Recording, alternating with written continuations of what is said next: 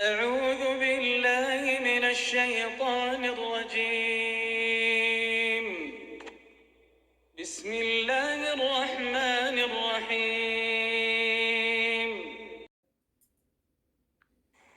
يا أيها الناس اتقوا ربكم الذي خلقكم من نفس واحدة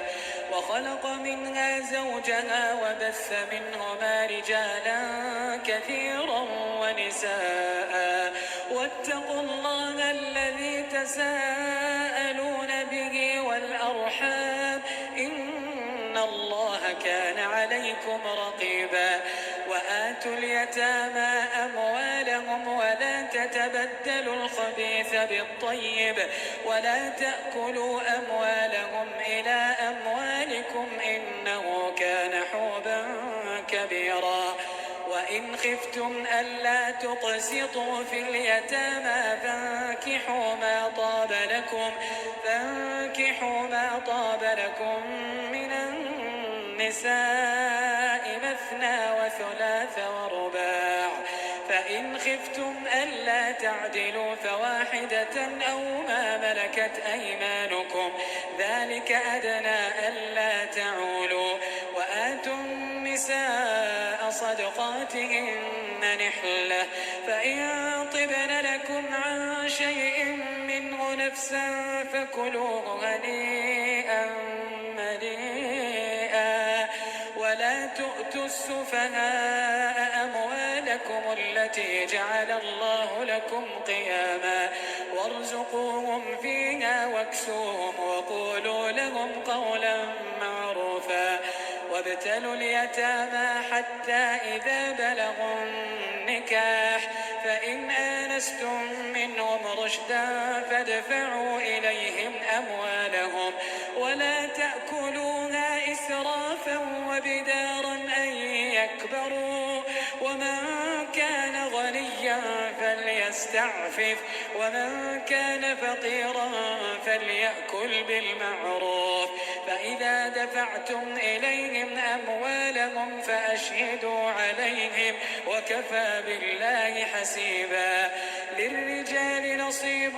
مما ترك الوالدان والأقربون وللنساء نصيب مما ترك الوالدان والأقربون مما قل منه أو كثر نصيبا مفروضا. وإذا حضر القسمة أولو القربى واليتامى والمساكين فارزقوهم منه وقولوا لهم قولا معروفا. وليخشى الذين لو تركوا من خلفهم ذرية ضعافا خافوا عليهم فليتقوا الله وليقولوا قولا سديدا. إن الذين يأكلون أموال اليتامى ظلما إنما يأكلون في بطونهم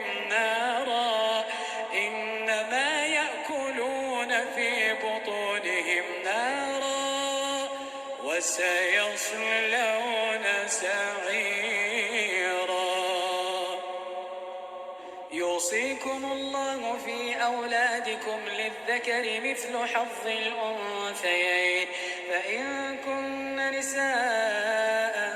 فوق اثنتين فلهن ثلثا ما ترك وإن كانت واحدة فلها النصف ولأبويه لكل واحد منهما السدس مما ترك إن كان له ولد فإن لم يكن له ولد وورثه أبواه فلأمه الثلث فإن كان له إخوة فلأمه السدس من بعد وصية يوصي بها أو دين يوصى بها أو دين يوصي بها أو دين. آباؤكم وأبناؤكم لا تدرون أيهم أقرب لكم نفعا فريضة من الله إن الله كان عليما حكيما. ولكم نصف ما ترك أزواجكم إن لم يكن لهن ولد فإن كان لهن ولد فلكم الربع مما تركن من بعد وصية يوصين بها أو دين ولهن الربع مما تركتم إن لم يكن لكم ولد فإن كان لكم ولد فلهن الثمن مما تركتم من بعد وصية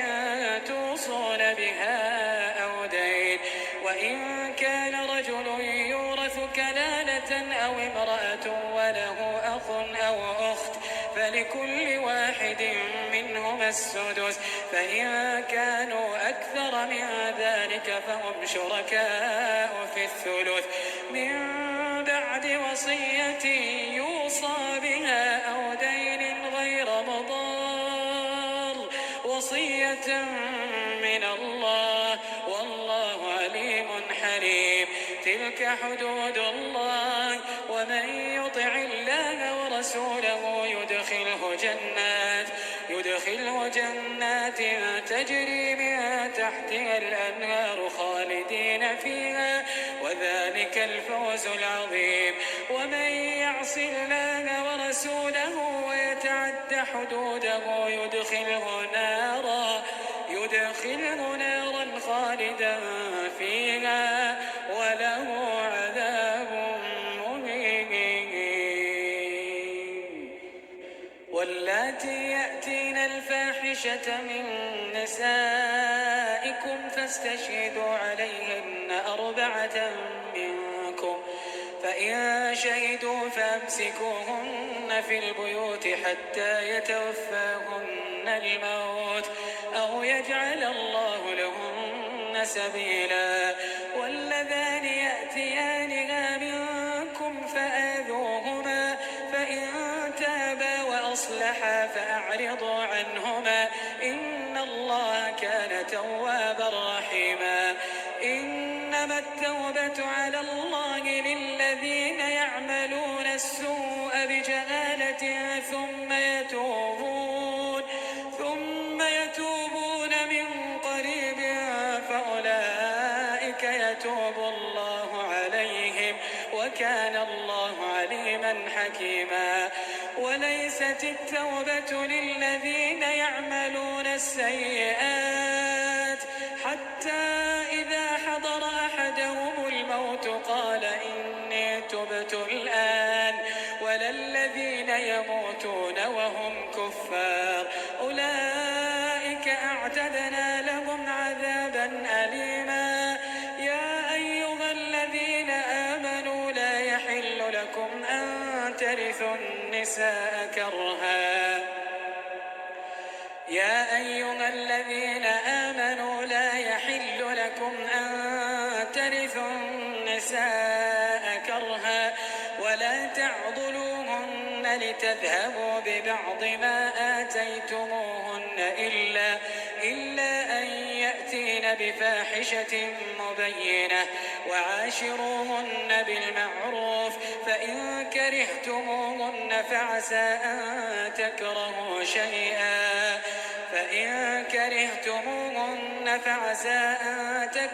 شيئا ويجعل الله فيه خيرا كثيرا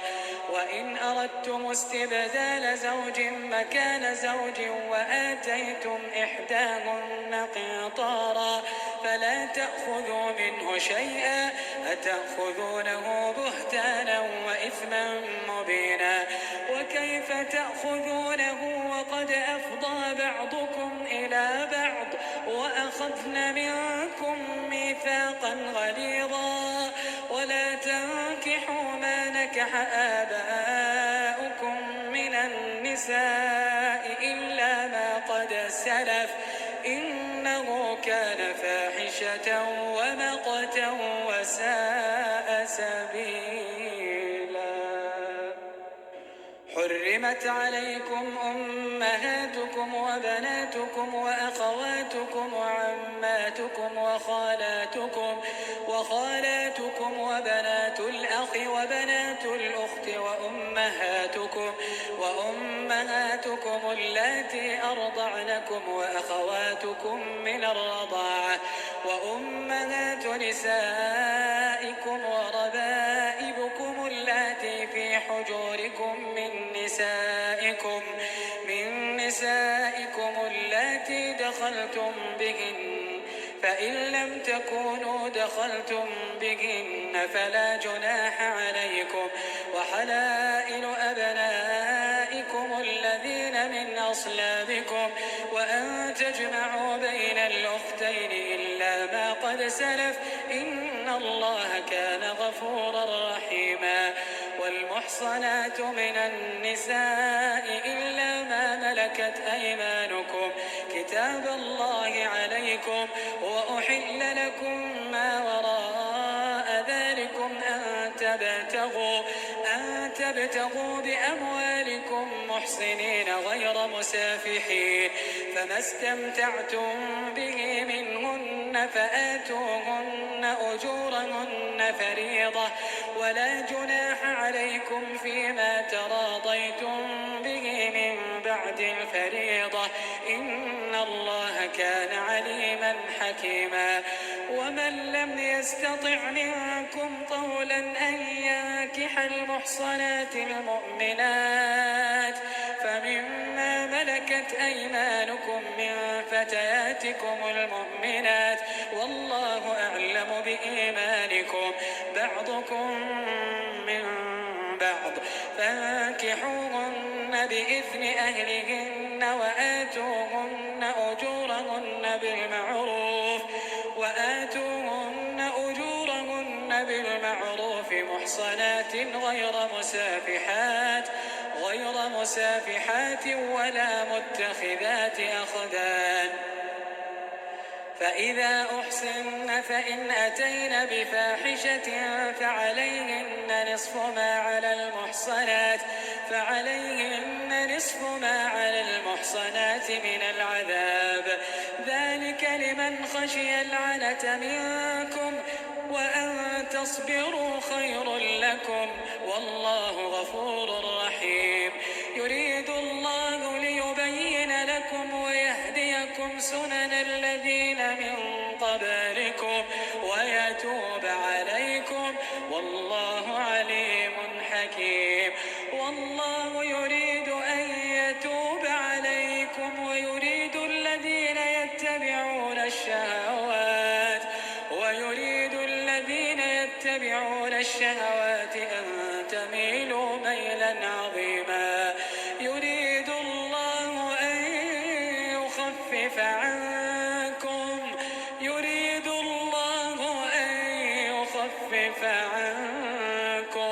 وخلق الإنسان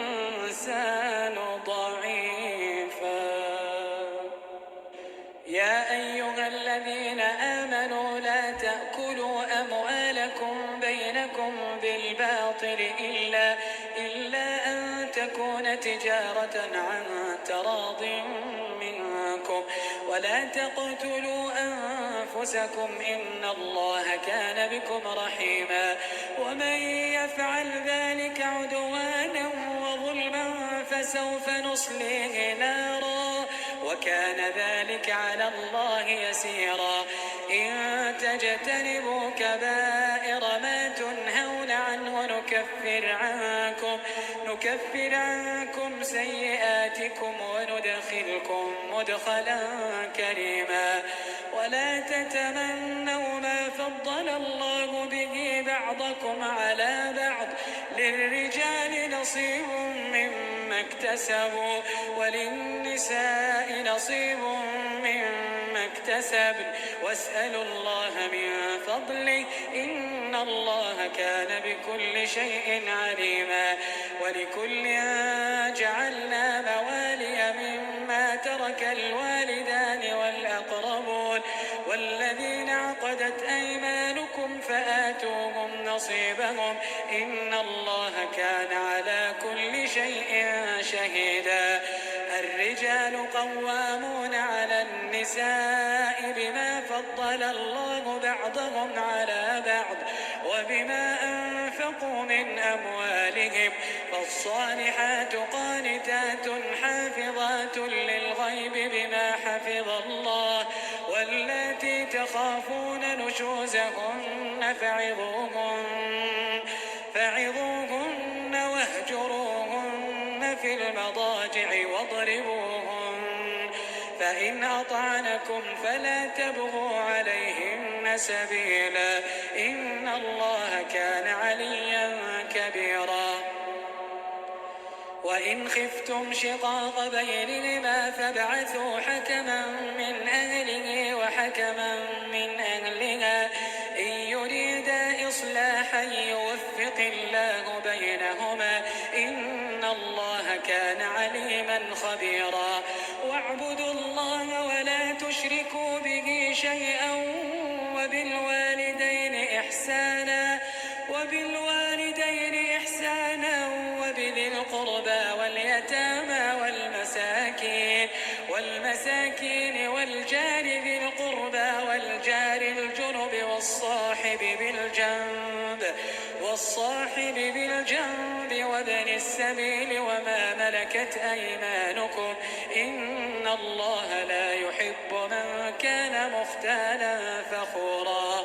الذين يبخلون ويأمرون الناس بالبخل ويكتمون ما آتاهم الله من فضله وأعتدنا للكافرين عذابا مهينا والذين ينفقون أموالهم رئاء الناس ولا يؤمنون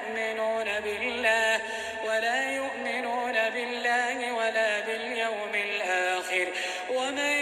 يكن الشيطان له قرينا فساء قرينا وماذا عليهم لو آمنوا بالله واليوم الآخر وأنفقوا مما رزقهم الله وكان الله بهم عليما إن الله لا يظلم مثقال ذرة وإن تك حسنة يضاعفها ويؤت من لدنه أجرا عظيما فكيف إذا جئنا من كل أمة بشهيد وجئنا بك على هؤلاء شهيدا يومئذ يود الذين كفروا وعصوا الرسول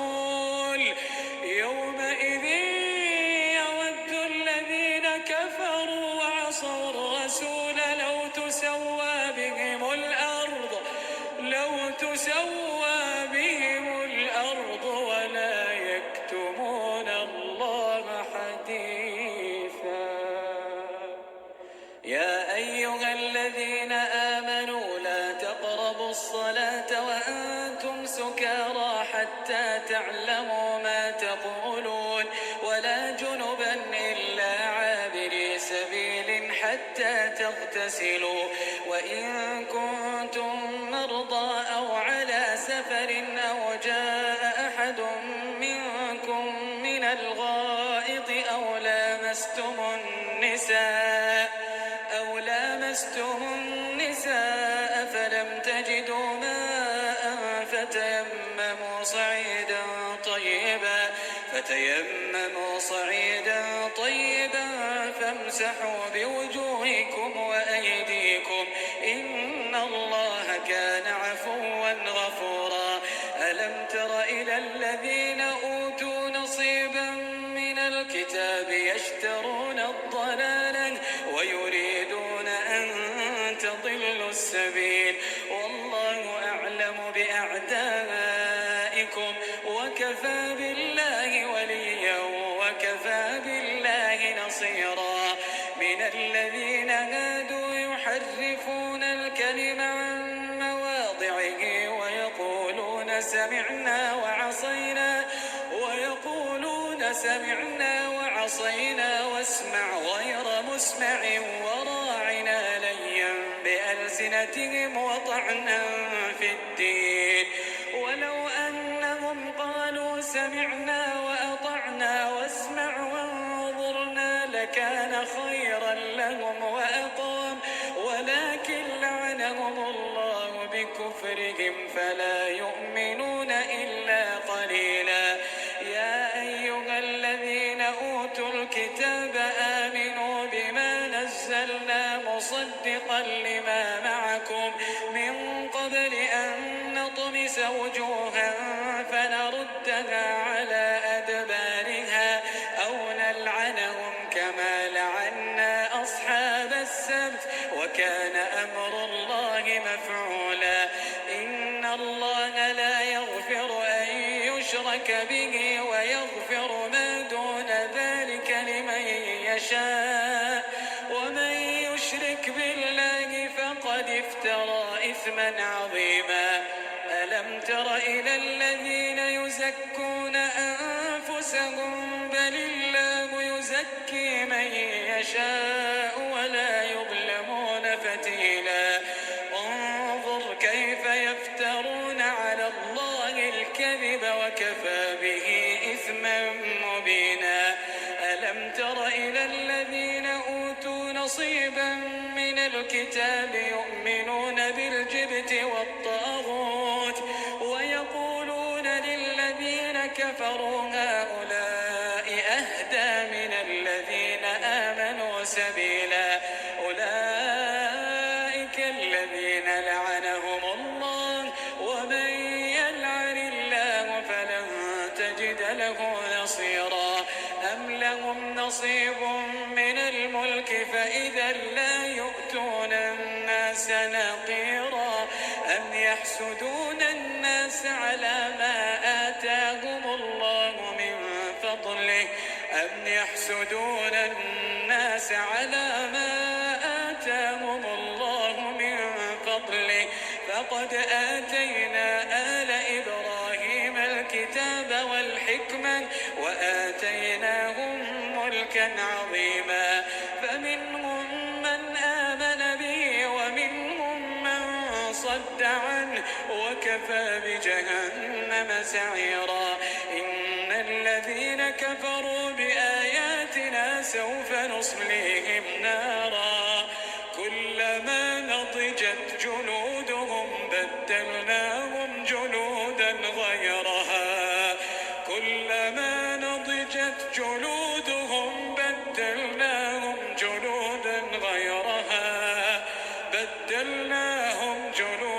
غيرها ليذوقوا العذاب. إن الله كان عزيزا حكيما. والذين آمنوا وعملوا الصالحات سندخلهم جنات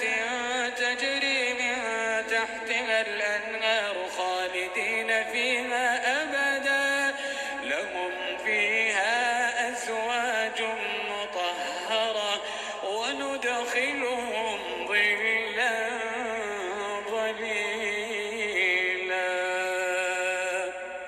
إن الله يأمركم أن تؤدوا الأمانات إلى أهلها وإذا حكمتم بين الناس أن تحكموا بالعدل. إن الله نعم يعظكم به إن الله كان سميعا بصيرا. يا أيها الذين آمنوا أطيعوا الله وأطيعوا الرسول وأولي الأمر منكم فإن تنازعتم في شيء فردوه إلى الله والرسول إن كنتم تؤمنون بالله واليوم الآخر ذلك خير وأحسن تأويلا. ألم تر إلى الذين يزعمون أنهم آمنوا بما أنزل إليك وما أنزل من قبلك يريدون أن يتحاكموا إلى الطاغوت وقد أمروا أن يكفروا به ويريد الشيطان أن يضلهم ضلالا بعيدا. وإذا قيل لهم تعالوا إلى ما أنزل الله وإلى الرسول رأيت المنافقين يصدون عنك صدودا فكيف إذا أصابتهم مصيبة بما قدمت أيديهم ثم جاءوك يحلفون بالله إن أردنا إلا إحسانا وتوفيقا أولئك الذين يعلم الله ما في قلوبهم فأعرض عنهم وعظهم وقل لهم في أنفسهم قولا بليغا وما أرسلنا من رسول إلا ليطاع بإذن الله ولو أنهم إذ ظلموا أنفسهم جاءوك فاستغفروا الله واستغفر لهم الرسول لوجدوا الله توابا رحيما فلا وربك لا يؤمنون حتى يحكموك فيما شجر بينهم ثم لا يجدوا في أنفسهم حرجا مما قضيت ويسلموا تسليما ولو أنا كتبنا عليهم أن اقتلوا أنفسكم أو اخرجوا من دياركم ما فعلوه إلا قليل منهم ولو أنهم فعلوا ما يوعظون به لكان خيرا لهم وأشد تثبيتا وإذا لآتيناهم من لدنا أجرا عظيما ولهديناهم صراطا مستقيما ومن يطع الله والرسول فأولئك مع الذين أنعم الله عليهم من النبيين والصديقين والشهداء والصالحين وحسن أولئك رفيقا ذلك الفضل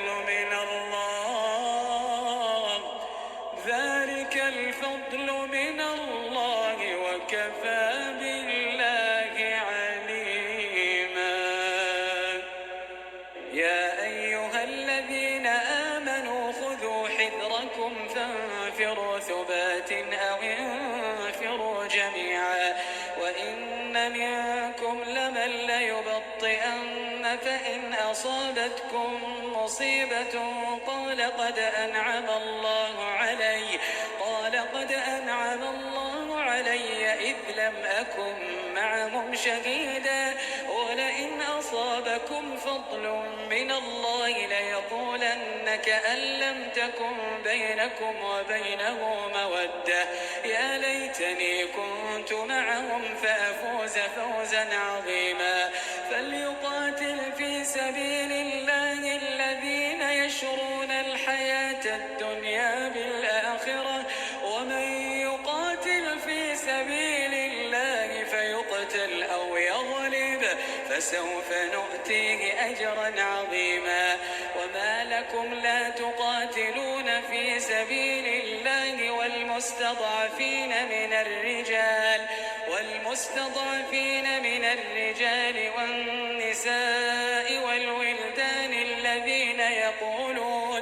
الذين يقولون ربنا أخرجنا من هذه القرية الظالم أهلها واجعل لنا من لدنك وليا واجعل لنا من لدنك نصيرا الذين آمنوا يقاتلون في سبيل الله والذين كفروا يقاتلون في سبيل الطاغوت فقاتلوا أولياء الشيطان إن كيد الشيطان كان ضعيفا ألم تر إلى الذين قيل لهم كفوا أيديكم وأقيموا الصلاة وآتوا الزكاة فلما كتب عليهم القتال إذا فريق منهم يخشون الناس كخشية الله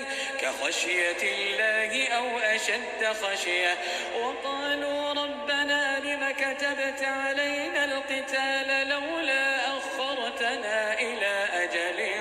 قريب قل متاع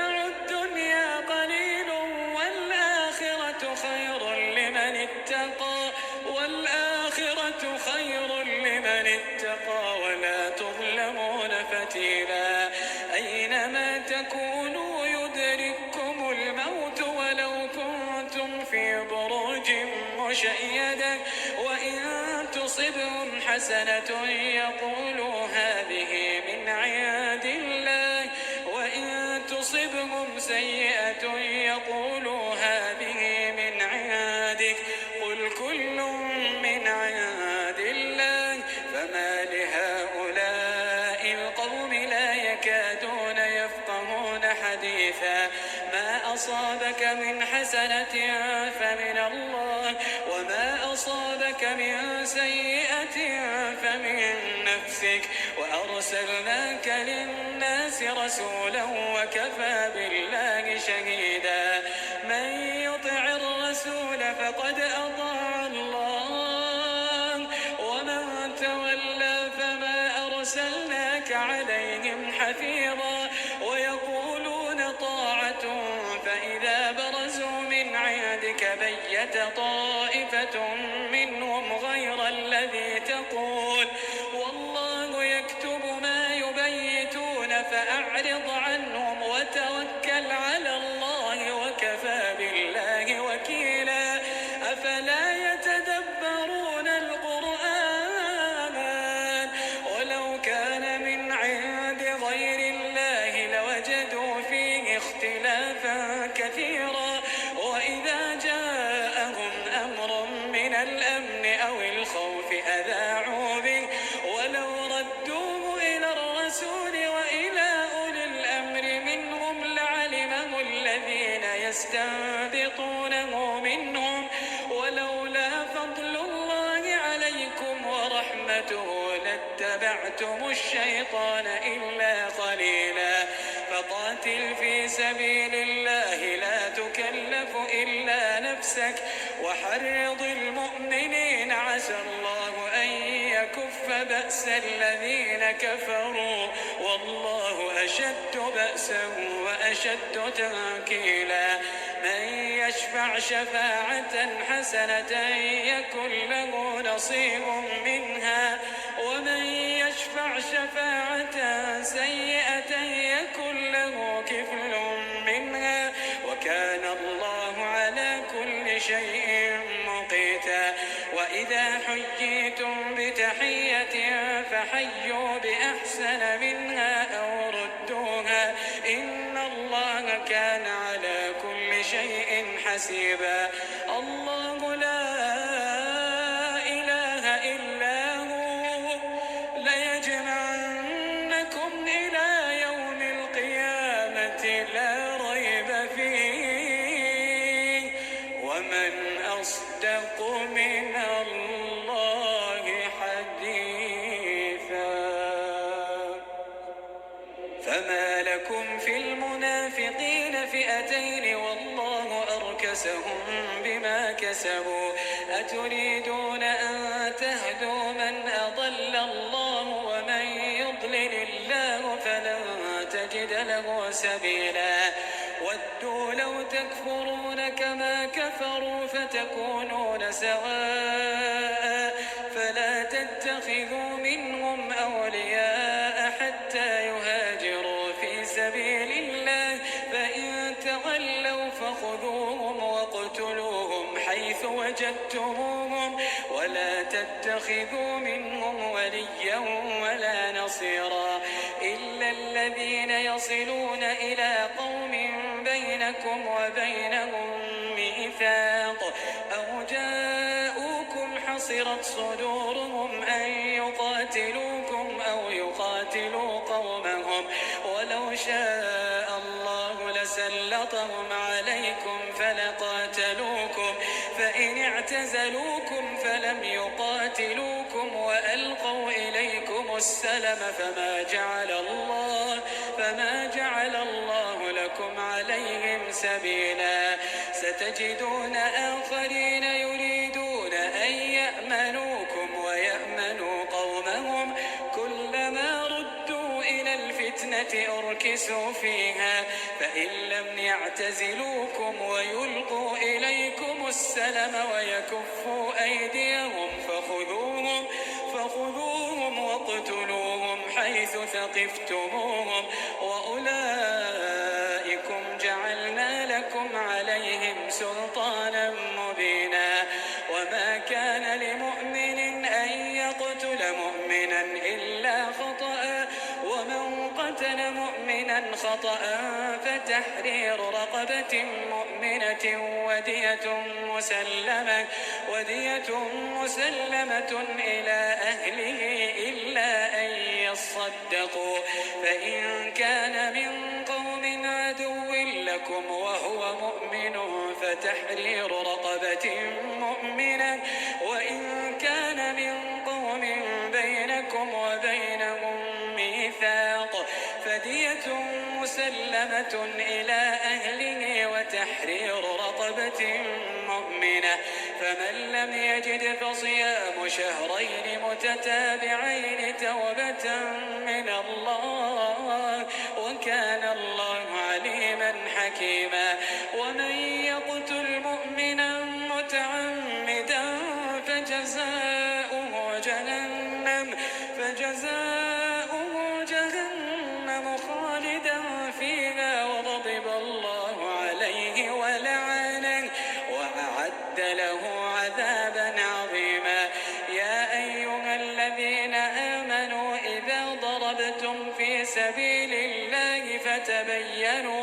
فتبينوا ولا تقولوا لمن ألقى إليكم السلام لست مؤمنا تبتغون عرض الحياة الدنيا فعند الله مغانم كثيرا كذلك كنتم من قبل فمن الله عليكم فتبينوا إن الله كان بما تعملون خبيرا. لا يستوي القاعدون من المؤمنين غير أولي الضرر والمجاهدون في سبيل الله بأموالهم وأنفسهم فضل الله المجاهدين بأموالهم وأنفسهم على القاعدين درجة وكلا وعد الله الحسنى وفضل الله المجاهدين على القاعدين أجرا عظيما درجات منه ومغفرة ورحمة وكان الله غفورا رحيما. إن الذين توفاهم الملائكة ظالمي أنفسهم قالوا فيم كنتم قالوا كنا مستضعفين في الأرض قالوا ألم تكن أرض الله واسعة فتهاجروا فيها فأولئك مأواهم جهنم وساءت مصيرا. إلا المستضعفين من الرجال والنساء والولدان لا يستطيعون حيلة ولا يهتدون سبيلا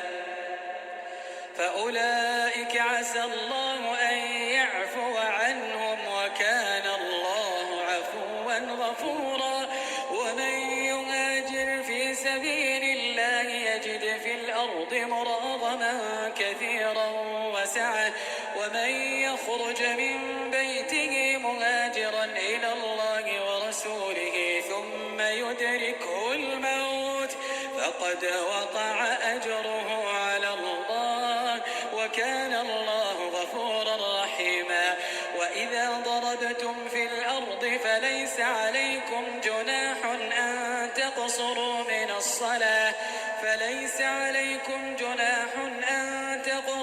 من الصلاة إن خفتم أن يفتنكم الذين كفروا إن الكافرين كانوا لكم عدوا مبينا.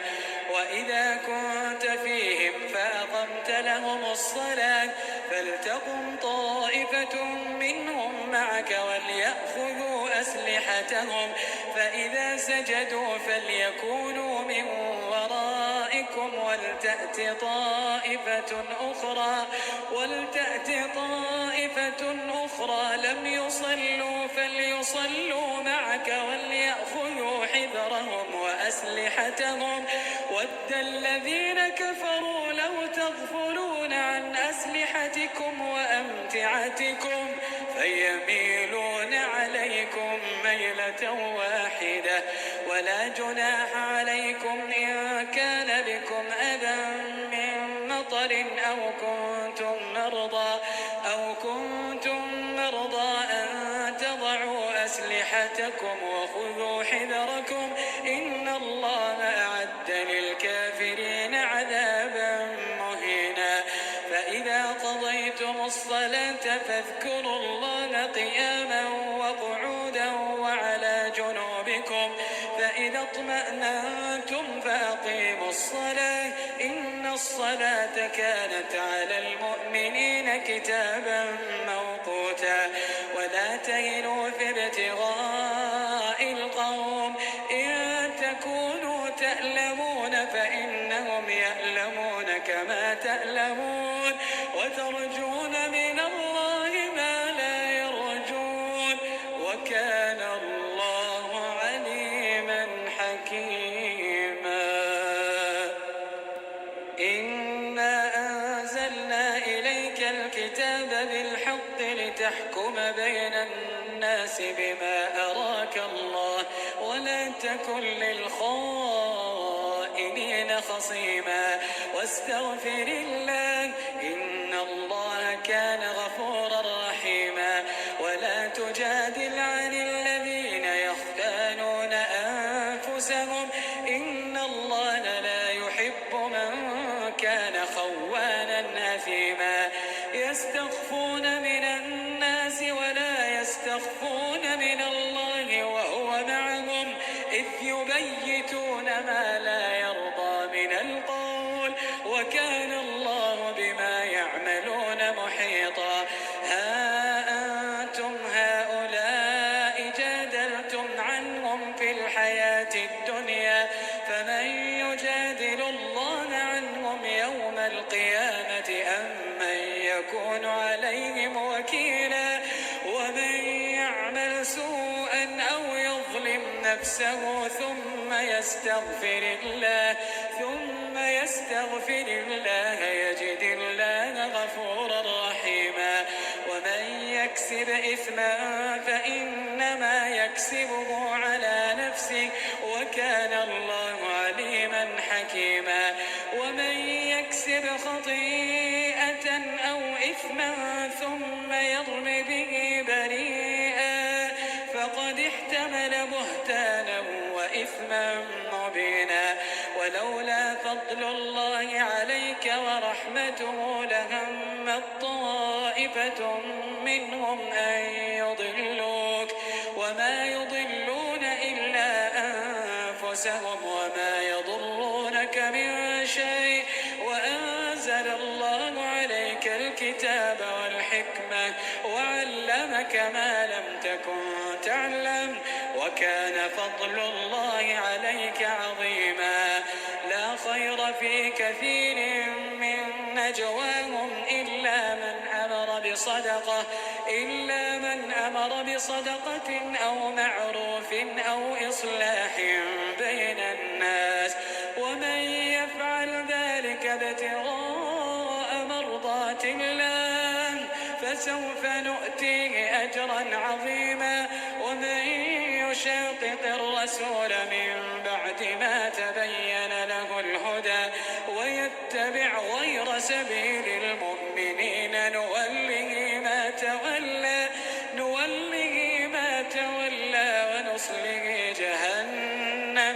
ونصله جهنم وساءت مصيرا.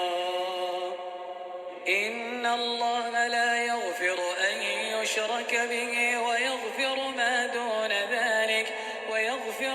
دون ذلك لمن يشاء ومن يشرك بالله فقد ضل ضلالا بعيدا. إن يدعون من دونه إلا إناثا وإن يدعون إلا شيطانا مريدا لعنه الله وقال لأتخذن من عبادك نصيبا مفروضا ولأضلنهم ولأمنينهم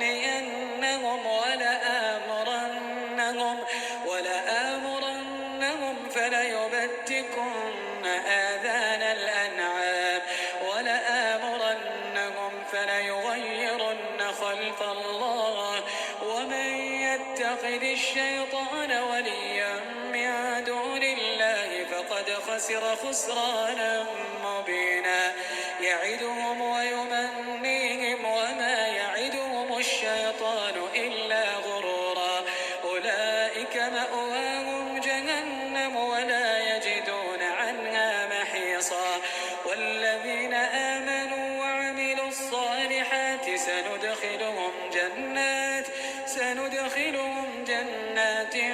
تجري من تحتها الأنهار خالدين فيها أبدا وعد الله حقا ومن أصدق من الله قيلا ليس بأمانيكم ولا أماني أهل الكتاب من يعمل سوءا يجازى به ولا يجد له من دون الله وليا ولا نصيرا ومن يعمل من الصالحات من ذكر أو أنثى وهو مؤمن فأولئك يدخلون الجنة ولا يظلمون نقيرا ومن أحسن دينا ممن أسلم وجهه لله وهو محسن واتبع ملة إبراهيم حنيفا واتخذ الله إبراهيم خليلا ولله ما في السماوات وما في الأرض وكان الله بكل شيء محيطا ويستفتونك في النساء قل الله يفتيكم فيهن وما يتلى عليكم في الكتاب في يتامى النساء اللاتي لا تؤتونهن ما كتب لهن وترغبون أن تنكحوهن والمستضعفين من الولدان وأن تقوموا لليتامى بالقسط وما تفعلوا من خير فإن الله كان به عليما وإن امرأة خافت من بعلها نشوزا أو إعراضا فلا جناح عليهما أن يصلحا بينهما صلحا والصلح خير وأحضرت الأنفس الشح وإن تحسنوا وتتقوا فإن الله كان بما تعملون خبيرا ولن تستطيعوا أن تعدلوا بين النساء ولو حرصتم فلا تميلوا كل الميل فتذروها كالمعلقة وإن تصلحوا وتتقوا فإن الله كان غفورا رحيما وإن يتفرقا يغني الله كلا من سعته وكان الله واسعا حكيما ولله ما في السماوات وما في الأرض ولقد وصينا الذين أوتوا الكتاب من قبلكم وإياكم أن اتقوا الله وإن تكفروا فإن لله ما في السماوات وما في الأرض وكان الله غنيا حميدا ولله ما في السماوات وما في الأرض وكفى بالله وكيلا إن يشأ يذهبكم أيها الناس ويأتي بآخرين وكان الله على ذلك قديرا من كان يريد ثواب الدنيا فعند الله ثواب الدنيا والآخرة وكان الله سميعا بصيرا يا أيها الذين آمنوا كونوا قوامين بالقسط شهداء لله ولو على أنفسكم أو الوالدين والأقربين إن يكن غنيا أو فقيرا فالله أولى بهما فلا تتبعوا الهوى أن تعدلوا وإن تلووا أو تعرضوا فإن الله كان بما تعملون خبيرا. يا أيها الذين آمنوا بالله ورسوله والكتاب الذي نزل على رسوله والكتاب الذي أنزل من قبل ومن يكفر بالله وملائكته وكتبه ورسله واليوم الآخر فقد ضل ضلالا بعيدا. إن الذين آمنوا ثم كفروا ثم آمنوا ثم كفروا ثم ازدادوا كفرا لم يكن الله ليغفر لهم ولا ليهديهم سبيلا. بشر المنافقين بأن لهم عذابا أليما. الذين يتخذون الكافرين أولياء من دون المؤمنين أيبتغون عندهم العزة فإن العزة لله جميعا. وقد نزل عليكم في الكتاب أن إذا سمعتم آيات الله يكفر بها ويستهزأ بها فلا تقعدوا معهم حتى يخوضوا في حديث غيره إنكم إذا مثلهم إن الله جامع المنافقين والكافرين في جهنم جميعا. الذين يتربصون بكم فإن كان لكم فتح من الله قالوا ألم نكن معكم وإن كان للكافرين نصيب قالوا ألم نستحوذ عليكم ونمنعكم من المؤمنين فالله يحكم بينكم يوم القيامة ولن يجعل الله للكافرين على المؤمنين سبيلا. إن المنافقين يخادعون الله وهو خادعهم وإذا قاموا إلى الصلاة قاموا كسالى يراءون الناس ولا يذكرون الله إلا قليلا مذبذبين بين ذلك لا إله هؤلاء ولا إله هؤلاء ومن يضلل الله فلن تجد له سبيلا. يا أيها الذين آمنوا لا تتخذوا الكافرين أولياء من دون المؤمنين أتريدون أن تجعلوا لله عليكم سلطانا مبينا. إن المنافقين في الدرك الأسفل من النار ولن تجد لهم نصيرا إلا الذين تابوا وأصلحوا واعتصموا بالله وأخلصوا دينهم لله فأولئك مع المؤمنين وسوف يؤتي الله المؤمنين أجرا عظيما. ما يفعل الله بعذابكم إن شكرتم وآمنتم وكان الله شاكرا عليما. لا يحب الله الجهر بالسوء من القول إلا من ظلم وكان الله سميعا عليما. إن تبدوا خيرا أو تخفوه أو تعفو عن سوء فإن الله كان عفوا قديرا. إن الذين يكفرون بالله ورسله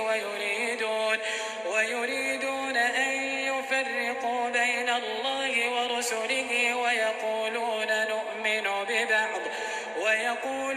نؤمن ببعض ونكفر ببعض ويريدون أن يتخذوا بين ذلك سبيلا أولئك هم الكافرون حقا وأعتدنا للكافرين عذابا مهينا. والذين آمنوا بالله ورسله ولم يفرقوا بين أحد منهم أولئك فسوف يؤتيهم أجورهم وكان الله غفورا رحيما. يسألك أهل الكتاب أن تنزل عليهم كتابا من السماء فقد سألوا موسى أكبر من ذلك فقالوا أرنا الله جهرة فأخذتهم الصاعقة بظلمهم ثم اتخذوا العجل من بعد ما جاءتهم البينات فعفونا عن ذلك وآتينا موسى سلطانا مبينا. ورفعنا فوقهم الطور بميثاقهم وقلنا لهم ادخلوا الباب سجدا وقلنا لهم لا تعدوا في السبت وأخذنا منهم ميثاقا غليظا. فبما نقضهم ميثاقهم وكفرهم بآيات الله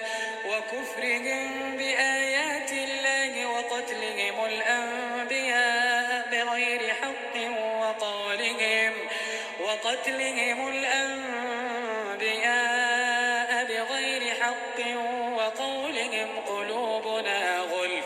بل طبع الله عليها بكفرهم فلا يؤمنون إلا قليلا. وبكفرهم وقولهم على مريم بهتانا عظيما وقولهم إنا قتلنا المسيح عيسى ابن مريم رسول الله وما قتلوه وما صلبوه ولكن شبه لهم وإن الذين اختلفوا فيه لفي شك منه ما لهم به من علم إلا اتباع الظن وما قتلوه يقينا بل رفعه الله إليه وكان الله عزيزا حكيما. وإن من أهل الكتاب إلا ليؤمنن به قبل موته ويوم القيامة يكون عليهم شهيدا. فبظلم من الذين هادوا حرمنا عليهم طيبات أحلت لهم وبصدهم عن سبيل الله كثيرا وأخذهم الربا وقد نهوا عنه وأكلهم أموال الناس بالباطل وأعتدنا للكافرين منهم عذابا أليما. لكن الراسخون في العلم منهم والمؤمنون يؤمنون بما أنزل إليك وما أنزل من قبلك والمقيمين الصلاة والمؤتون الزكاة والمؤمنون بالله واليوم الآخر أولئك سنؤتيهم أجرا عظيما. إنا أوحينا إليك كما أوحينا إلى نوح والنبيين من بعده وأوحينا إلى إبراهيم وإسماعيل وإسحاق ويعقوب والأسباط وعيسى وأيوب ويونس وهارون وسليمان وآتينا داود زبورا ورسلا قد قصصناهم عليك من قبل ورسلا لم نقصصهم عليك وكلم الله موسى تكليما. رسلا مبشرين ومنذرين لئلا يكون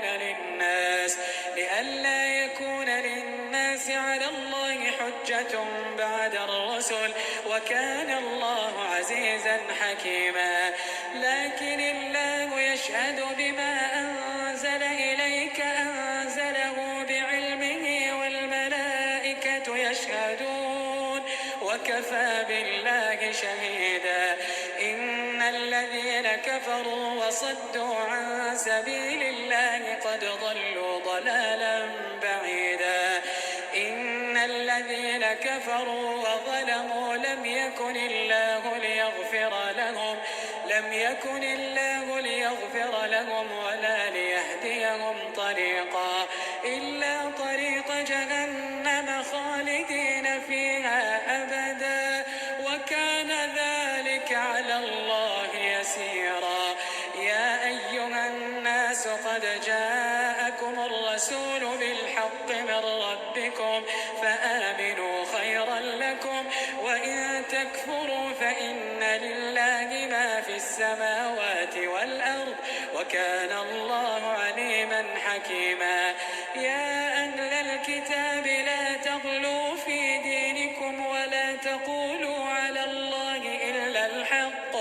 إنما المسيح عيسى ابن مريم رسول الله وكلمته ألقاها إلى مريم وروح منه، فآمنوا بالله ورسله ولا تقولوا ثلاثة انتهوا خيرا لكم، إنما الله إله واحد سبحانه أن يكون له ولد، له ما في السماوات وما في الأرض وكفى بالله وكيلا. لن يستنكف المسيح أن يكون عبدا لله، لن يستنكف المسيح أن يكون عبدا لله ولا الملائكة المقربون، ومن يستنكف عن عبادته ويستكبر فسيحشرهم إليه جميعا. فأما الذين آمنوا وعملوا الصالحات فيوفيهم أجورهم ويزيدهم من فضله، وأما الذين استنكفوا واستكبروا فيعذبهم عذابا أليما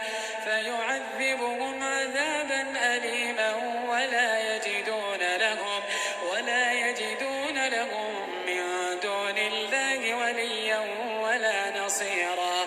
يا أيها الناس قد جاءكم برهان من ربكم وأنزلنا إليكم نورا مبينا. فأما الذين آمنوا بالله واعتصموا به فسيدخلهم في رحمة منه وفضل ويهديهم إليه صراطا مستقيما. يستفتونك قل الله يفتيكم في الكلالة إن امرؤ هلك ليس له ولد وله أخت فلها نصف ما ترك وهو يرثها إن لم يكن لها ولد، فإن كانت اثنتين فلهما الثلثان مما ترك، وإن كانوا إخوة رجالا ونساء فللذكر مثل حظ الأنثيين. يبين الله لكم أن تضلوا والله بكل شيء